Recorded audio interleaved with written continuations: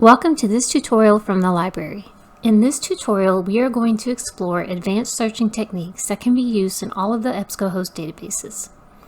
If you are looking for more help with just the updated EBSCOhost interface or simpler search techniques, please check out my other tutorials on those topics.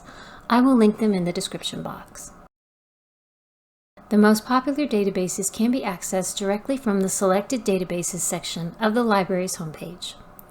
The two most popular databases here at Frontier are Medline and Sentinel with Full Text. Since they are both from EBSCOhost, the techniques that work in one will work in the other. The main search technique I will be covering in depth for this tutorial is subject heading searching. Using subject headings to construct your search is a different process than typing keywords directly into the search boxes. Databases use subject headings to basically tag articles with topics that they cover.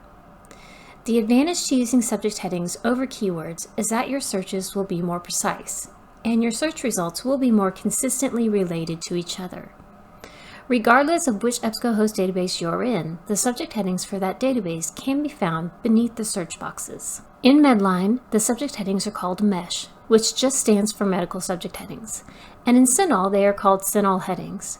And in other EBSCOhost databases, they might be called something else, but they are always accessed in the same place. To initiate a subject heading search, click on the subject headings access point. A new search box will appear.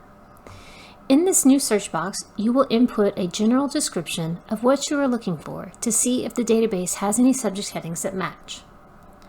Let's say I was looking for articles on the neurobiology of substance abuse. I would start with one concept of my search.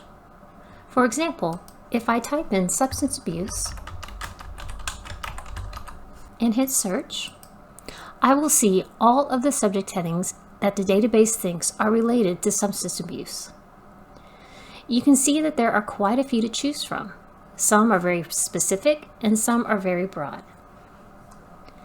Once you see a subject heading that sounds like it matches what you are looking for, you can expand it to get more information about what it covers. The brief description will be below the term, and if you would like to add the subject heading to your search, you will click on the box next to the term.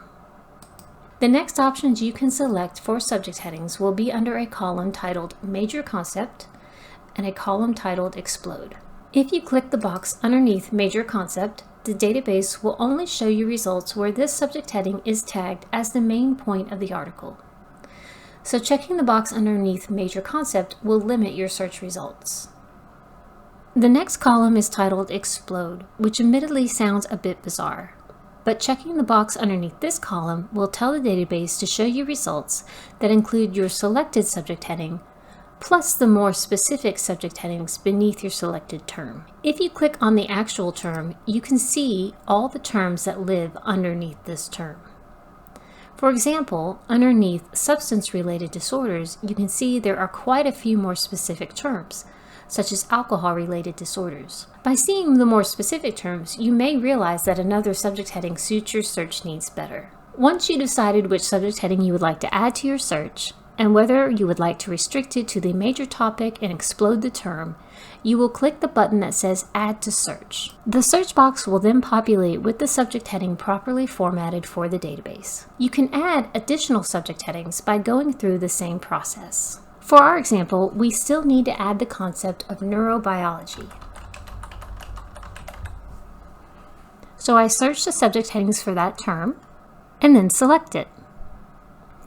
Notice there is no option to explode this term, which tells me this term does not have any narrower terms beneath it. Again, to add it to my search, I will click on the Add to Search button. The more subject headings you add, the more specific your search will become, and the less results you will have to choose from. Once you've added your subject headings, you will click the Search button to actually run your search through the database. Your results will be shown to you in relevancy ranked order. And if you need to limit your search, you can use the filters along the top. Before we wrap this tutorial up, I would like to talk a bit more about subject subheadings. When I was selecting subject headings for this search, you may have noticed that a list of subheadings popped up. Typically, for most searches, you will not need to choose a specific subject subheading because it might over-limit your search. but there are some cases where they can be helpful. For example, if you really wanted to focus your search only on the prevention of substance-related disorders, you could choose that specific subheading. I like to think of subheadings as smaller facets of their topics. Using them will narrow your search.